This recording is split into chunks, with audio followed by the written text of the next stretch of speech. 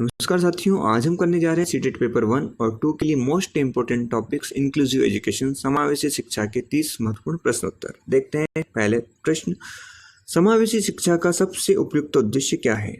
Option A, केवल दिव्यांग बच्चों के लिए अलग विद्यालय स्थापित करना। केवल दिव्यांग के लिए गलत हो जाएगा। ऑप्शन बी, सभी बच्चों को उनकी विविध आवश्यकताओं के अनुसार एक ही विद्यालय एवं कक्षा में गुणवत्तापूर्ण शिक्षक उपलब्ध कराना। हो सकता है, देखते हैं। ऑप्शन सी, केवल प्रतिभाशाली विद्यार्थियों को विशेष सुविधाएं देना।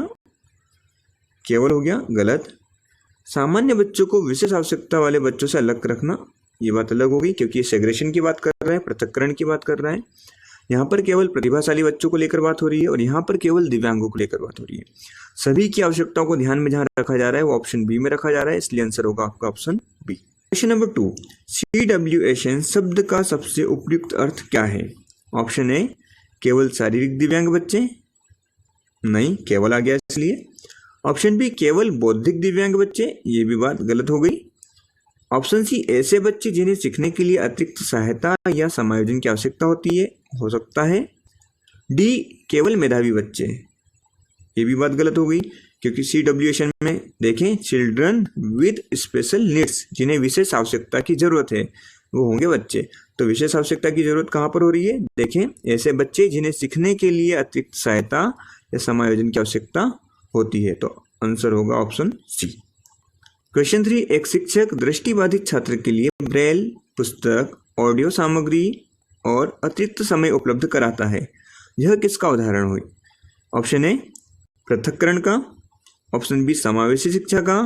ऑप्शन सी, बहिष्करण का। ऑप्शन डी, भेदभाव का। तो देखिए यहाँ पर एक शिक्षक एक स्पेशल नीड वाले बच्चे को उसकी नीड्स के अनुसार क्या दे रहा है, चीज़ें उपलब्ध करा रहा है, सामग्री उपलब्ध करा रहा है, तो ये होगा आपका आंसर बी, समावेशी शिक्षा। क्वेश्चन 4, समावेशी कक्षा में शिक्षक की सबसे महत्वपूर्ण भूमिका क्या है? ऑप्शन ए, केवल पढ़ाना, नहीं। ऑप्शन बी, सभी विद्यार्थियों की विविध आवश्यकताओं के अनुसार शिक्षण को अनुकूलित करना, हाँ, देखते हैं।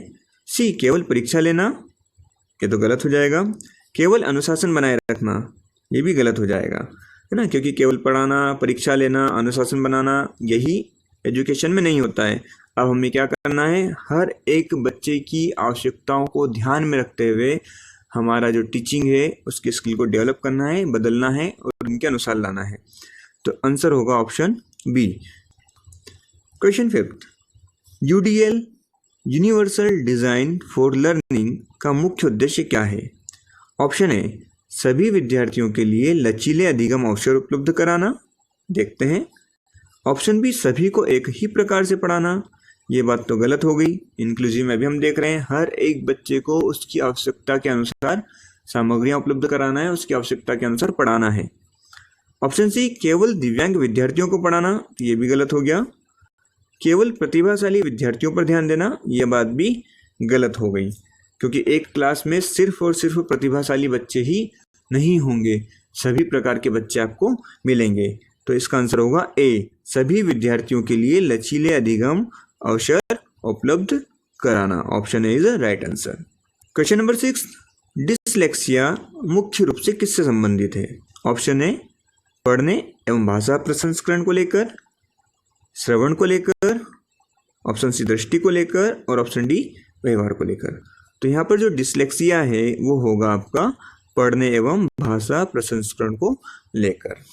व्यवहार आपका ADHD और HD को लेकर होता है। क्वेश्चन नंबर 7, यदि किसी छात्र को ADHD है तो शिक्षक का सबसे उपयुक्त कदम क्या होगा? ऑप्शन ए, उसे दंडित करें, नहीं भैया, ADHD के बच्चे को बहुत ध्यान के साथ और बहुत ही सावधानी के साथ ट्रीट किया जाता है। ऑप्शन बी, उसे पीछे बैठाएं, ये भी गलत हो जाएगा। उसे दंडित करें, ये भी गलत हो जाएगा।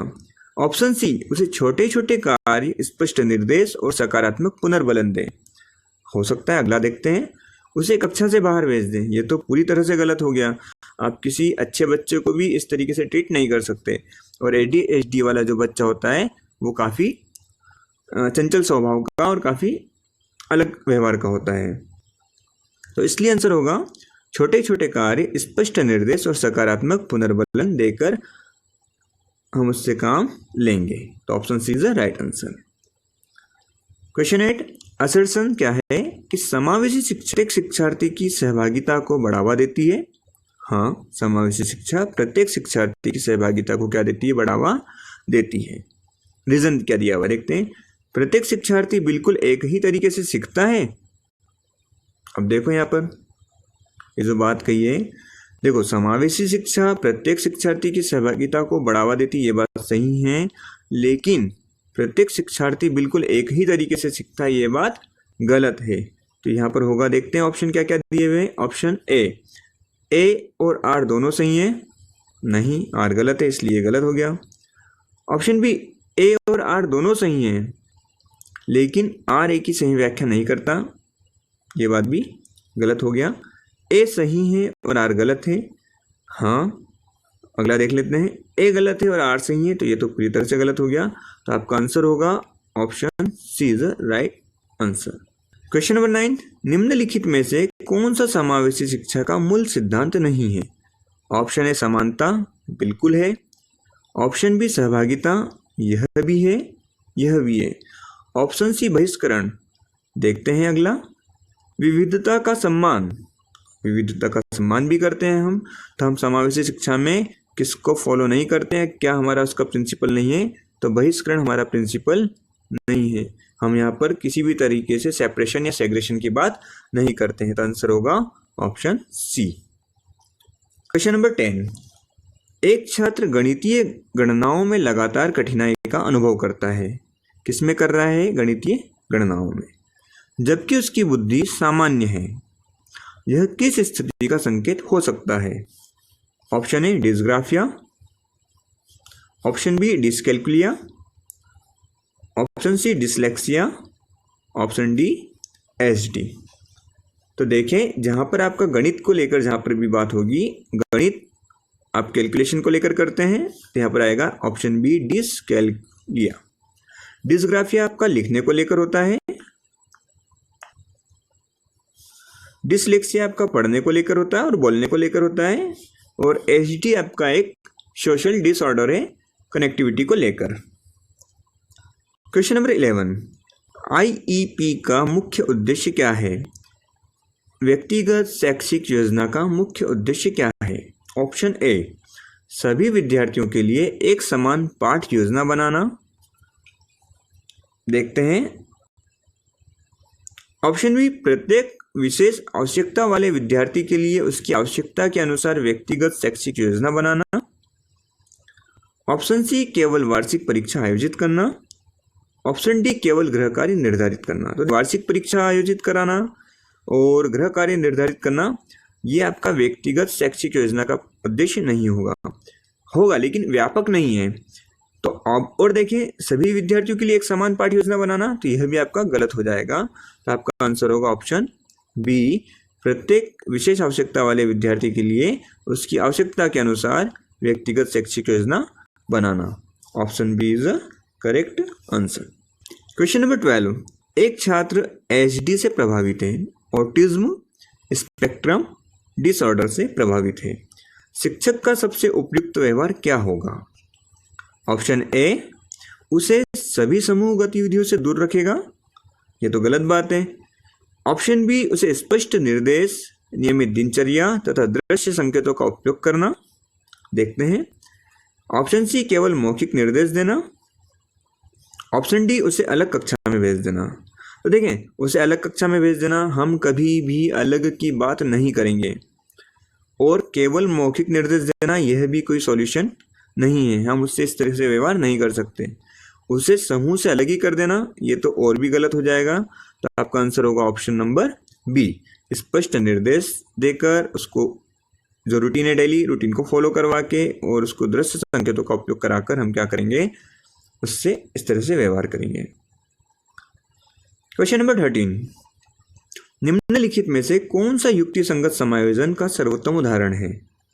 रीजनेबल अकोमोडेशंस, मतलब हमें यहाँ पर उस बच्चे के लिए क्या सही लग रहा है उसको लेकर बात करना है।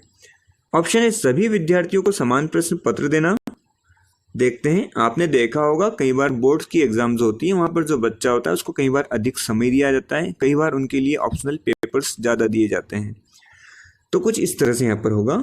ऑप्शन है सभी विद्यार्थियों को समान प्रश्न पत्र देना। ऑप्शन बी आवश्यकता अनुसार अतिरिक्त समय, सहायक उपकरण एवं वैकल्पिक मूल्यांकन प्रदान करना। ऑप्शन सी विशेष आवश्यकता वाले विद्यार्थियों को परीक्षा से बाहर रखना। ऑप्शन डी उसे कम अंक देना। तो देखें, उसे कम अंक देना, अंक आप मनमर्जी तो नहीं दे सकते, अगर लिखा होगा तो देना ही होगा, तो ये तो कोई उचित तथ्य नहीं है। विशेष आवश्यकता वाले विद्यार्थी को परीक्षा से बाहर रखना, ऐसा भी हम नहीं कर सकते।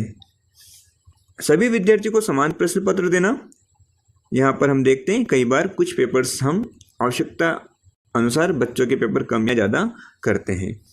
ऑप्शन बी देखें तो ये इसका आंसर होगा आवश्यकता के अनुसार अतिरिक्त समय, सहायक उपकरण और वैकल्पिक मूल्यांकन प्रदान करके हम उसकी क्या करेंगे, कार्य करेंगे।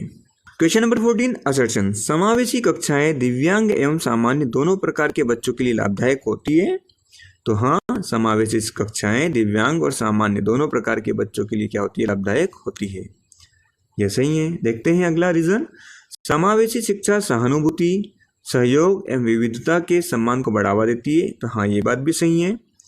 देखते हैं ऑप्शंस, ए और आर दोनों सही हैं और आर ए की सही व्याख्या है। देखते हैं, ए और आर दोनों सही हैं, लेकिन आर ए की सही व्याख्या नहीं है। ऑप्शन सी ए सही है, आर गलत है। ऑप्शन डी ए गलत है और आर सही है। तो देखें, ए और आर दोनों सही तो है, पर अब हमें ये देखना है कि आर ए की सही व्याख्या कर रहा है या आर ए की सही व्याख्या नहीं कर रहा है। तो देखो, जो रीजन दिया हुआ है क्या है कि समावेशी शिक्षा सहानुभूति, सहयोग और विविधता के सम्मान को क्या करती है, बढ़ावा देती है। इसलिए यहाँ पर देखें, जो दिव्यांग बच्चा होगा, जो सामान्य बच्चा होगा, वो दोनों क्या होंगे, एक दूसरे को इक्वल ट्रीट करेंगे। जो विविधता है उनका क्या होगा, सम्मान होगा। तो option A is a correct answer. Question number 15, एक विद्यार्थी सामान्य बुद्धि का है। एक विद्यार्थी कैसा है, सामान्य बुद्धि का है, लेकिन लिखने में अत्यधिक कठिनाई अनुभव करता है।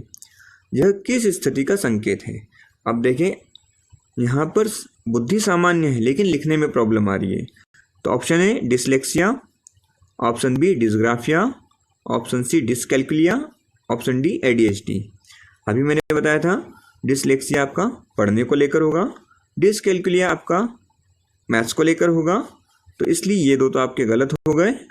एडीएचडी व्यवहार को लेकर एक विकार है, तो आपका आंसर होगा लिखने को लेकर option number B dysgraphia.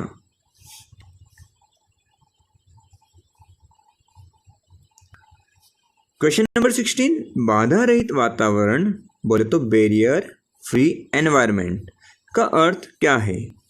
Option A केवल रैंप बनाना। ऑप्शन बी ऐसा वातावरण जहां प्रत्येक विद्यार्थी बिना किसी भौतिक, सामाजिक या शैक्षिक बाधा के सीख सके। ऑप्शन सी केवल विशेष विद्यालय बनाना। ऑप्शन डी केवल दिव्यांग बच्चों के लिए अलग भवन बनाना।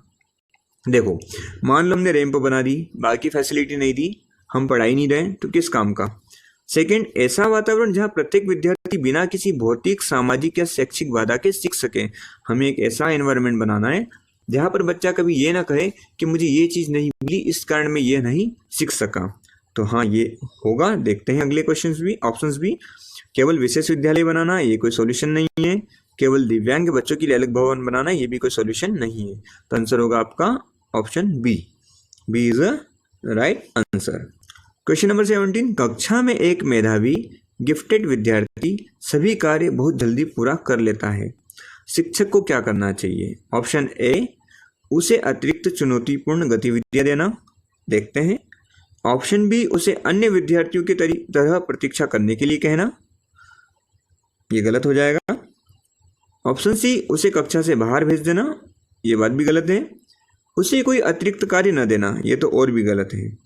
तो सही कौन सा बच रहा है, एक ऑप्शन ए उसे अतिरिक्त चुनौतीपूर्ण गतिविधियां देना। क्वेश्चन नंबर 18, समावेशी शिक्षा के संदर्भ में लिस्ट रेस्ट्रिक्टिव एनवायरनमेंट एलआरई का अर्थ है। ऑप्शन ए विशेष विद्यालय में शिक्षा, फिर वही विशेष की बात हो गई। हमें अलग करना ही नहीं है।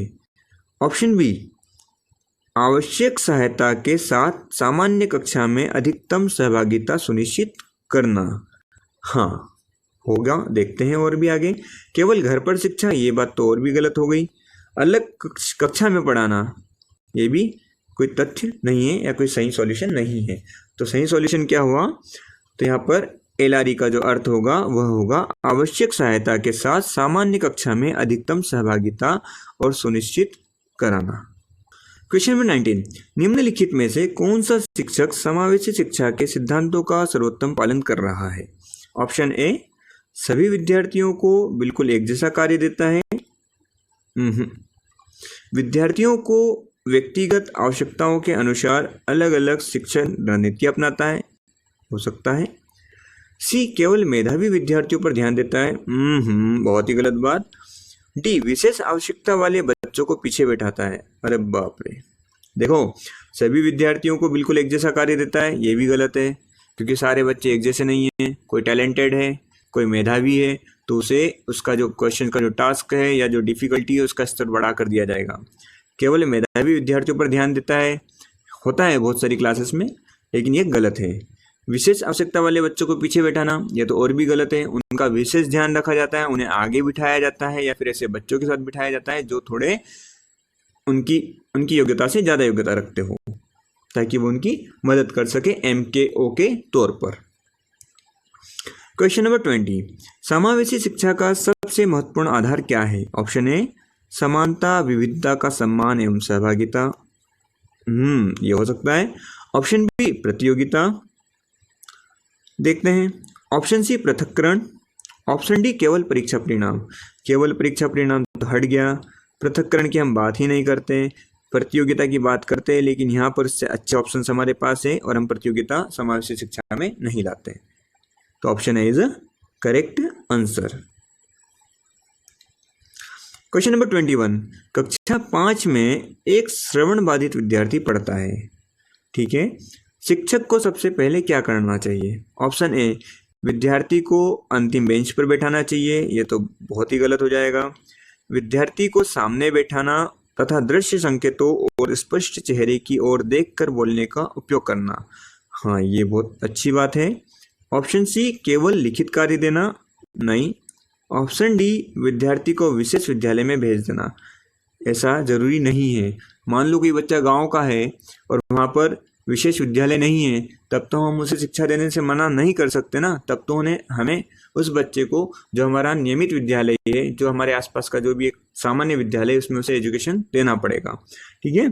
तो ऑप्शन बी होगा आपका आंसर, ठीक है। शिक्षक को क्या करना होगा, उसे आगे बिठाकर उसके हिसाब से जो उसके संकेत है, जो चेहरे के हाव भाव है, जहाँ से वो देख सके, उस बेस पर उसे आगे बिठाकर उसे कंटिन्यू एजुकेशन देना होगा। क्वेश्चन नंबर 22, पीयर ट्यूटरिंग का उद्देश्य क्या है। केवल मेधावी विद्यार्थियों को पढ़ाना। केवल आ गया। विद्यार्थियों को एक दूसरे के सहयोग से सीखने के अवसर उपलब्ध कराना या अवसर देना। हाँ, ये हो सकता है। केवल शिक्षक द्वारा पढ़ाना, ये गलत हो गया। डी, प्रतियोगिता बढ़ाना, ये बात भी गलत है। पीयर ट्यूटरिंग मीन्स हम एक दूसरे से जो पढ़ रहे होते हैं, दोस्त द्वारा पढ़ाया गया या किसी बड़ी क्लास के बच्चे द्वारा किसी छोटी क्लास के बच्चों को पढ़ाया गया, या छोटी क्लास के बच्चे को कुछ आइडिया है वो दूसरे बच्चे को दिया गया, ये जो होता है आपका पीयर ट्यूटरिंग होता है। तो विद्यार्थियों को एक दूसरे के सहयोग से सीखने के अवसर देना। क्वेश्चन नंबर 23, असर्शन है मेधावी बच्चों को भी विशेष शैक्षिक सहायता की आवश्यकता होती है।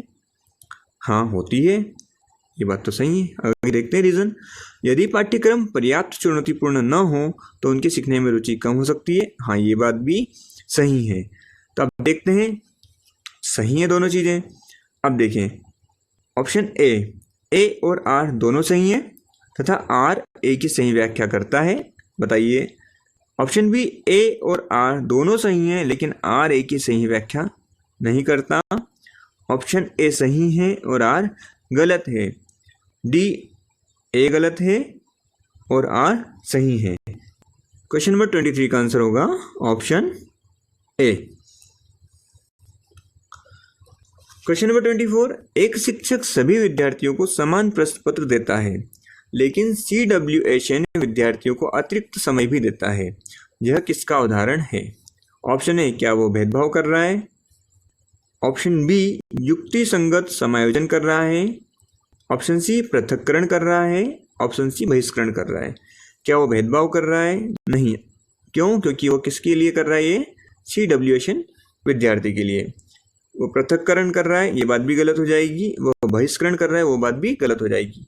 तो यह इसका आंसर होगा युक्ति संगत समायोजन। क्वेश्चन नंबर 25, एक विद्यार्थी व्हील चेयर का उपयोग करता है। इसका कर रहा है व्हील चेयर का। विद्यालय को क्या करना चाहिए? ऑप्शन ए, उसे घर पर पढ़ने की सलाह देना चाहिए। अभी थोड़ी देर पहले बताया था, हमारे पास बहुत सारे ऐसे बच्चे होंगे, उन्हें हम सामान्य विद्यालय में पढ़ाएंगे।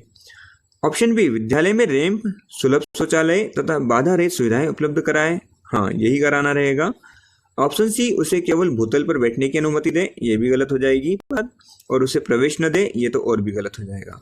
तो आंसर होगा ऑप्शन बी, उसे विद्यालय में रैंप और सुलभ शौचालय तथा बाधा रहित सुविधाएं उपलब्ध कराएं। क्वेश्चन नंबर 26, समावेशी शिक्षा में मूल्यांकन का सबसे उपयुक्त तरीका क्या है? ऑप्शन ए, केवल लिखित परीक्षा। ऑप्शन बी, विविध एवं लचीली मूल्यांकन विधियों का उपयोग। हाँ, देखते हैं और आगे। ऑप्शन बी, केवल मौखिक परीक्षा। गलत। डी, सभी के लिए बिल्कुल समान मूल्यांकन। ये बात भी गलत हो जाएगी। तो आंसर क्या आएगा आपका? ऑप्शन बी, क्या कि विविध और लचीली मूल्यांकन विधियों का उपयोग करना। क्वेश्चन नंबर 27, निम्नलिखित में से कौन सी स्थिति विशिष्ट अधिगम अक्षमता कहे तो SLD नहीं है? SLD नहीं है, ध्यान रखिएगा, है ना। इस तरह से कंफ्यूज करता है question. Option A, dyslexia. Option B, dysgraphia. Option C, dyscalculia. And option D, दृष्टि बाधिता। तो देखिए, ये जो 3 चीज़ें दी हुई है, ये आपकी होती है SLD, और जो आपका SLD नहीं है वो होगा ऑप्शन नंबर डी, दृष्टि बाधिता। देखते हैं क्वेश्चन नंबर 28, एक शिक्षक समूह कार्य में CWSN और सामान्य विद्यार्थियों को साथ रखता है। इसका मुख्य उद्देश्य क्या है? ऑप्शन ए, प्रतियोगिता को बढ़ाना। ऑप्शन बी, सहयोग, सहभागिता एवं सामाजिक समावेशन को बढ़ावा देना। ऑप्शन सी, केवल मेधावी विद्यार्थियों की सहायता लेना। या ऑप्शन डी, समय बचाना। तो देखिए, यहाँ पर प्रतियोगिता बढ़ाना उद्देश्य नहीं है, केवल मेधावी विद्यार्थियों की सहायता लेना भी उद्देश्य नहीं हो सकता, समय बचाने की यहाँ पर कोई बात नहीं हो रही है। तो आंसर होगा आपका ऑप्शन बी, सहयोग, सहभागिता एवं सामाजिक समावेशन को बढ़ावा देना। क्वेश्चन नंबर 29, निम्नलिखित में से कौन सा कथन समावेशी शिक्षा के दर्शन के सबसे अधिक अनुरूप है? शिक्षा के दर्शन के। ऑप्शन ए, सभी बच्चे एक ही तरीके से सीखते हैं। हम अभी तक कितनी बार पढ़ चुके हैं। ऑप्शन बी, प्रत्येक बच्चे की सीखने की आवश्यकता अलग होती है। हाँ, ये बात सही है। और शिक्षण को उसी अनुसार अनुकूलित किया जाना चाहिए। हाँ, समावेशी जो शिक्षा है वो इसी पर फोकस करती है कि हमारा जो एजुकेशन है वह बच्चे की ओर केंद्रित होना चाहिए, ना कि शिक्षक की ओर। उसकी सुविधाओं को ध्यान में रखते हुए हमें क्या करना है? एजुकेशन को कंटिन्यू देना है या करना है। ऑप्शन सी, केवल विशेष विद्यालय ही CWSN के लिए उपयुक्त है। तो ये बात गलत हो गई। परीक्षा परिणाम ही शिक्षा की गुणवत्ता का एकमात्र संकेत है। ये बात भी गलत हो गई। एकमात्र संकेतक नहीं बोल सकते। तो आंसर होगा ऑप्शन नंबर बी। क्वेश्चन 30, समावेशी शिक्षा के सफल क्रियान्वयन के लिए निम्नलिखित में से कौन सा संयोजन सबसे उपयुक्त है? ऑप्शन ए, समान पाठ्यपुस्तक, समान मूल्यांकन, कोई समायोजन नहीं। कोई समायोजन नहीं, ये बात गलत होगी। समायोजन करना है हमें, तो ऑप्शन ए गलत। ऑप्शन बी, लचीला पाठ्यक्रम, ठीक है। शिक्षक संवेदनशीलता, शिक्षक को संवेदन होना चाहिए। उचित समायोजन, हाँ, कोई समायोजन नहीं से तो बेटर है उचित समायोजन। और परिवार एवं समुदाय की भागीदारी, ये काफ़ी पॉजिटिव और सही है। केवल विशेष विद्यालय खोलना सॉल्यूशन नहीं है, केवल वार्षिक परीक्षा लेना सॉल्यूशन नहीं है। तो आंसर होगा ऑप्शन बी। तो B is the right answer. अब देखिए क्वेश्चन नंबर 31। इस क्वेश्चन का जो आंसर क्या होगा यह आप मुझे कमेंट में करेंगे। और साथ ही आपका बहुत बहुत धन्यवाद। इस चैनल को लाइक करें, शेयर करें, सब्सक्राइब करें। शिक्षक मंत्रा पर बने रहने के लिए बहुत बहुत धन्यवाद। साथियों, आपके कितने नंबर आए हैं? जितने नंबर आए हैं कमेंट बॉक्स में कमेंट जरूर करें और 31 क्वेश्चंस का आंसर जरूर दें। धन्यवाद।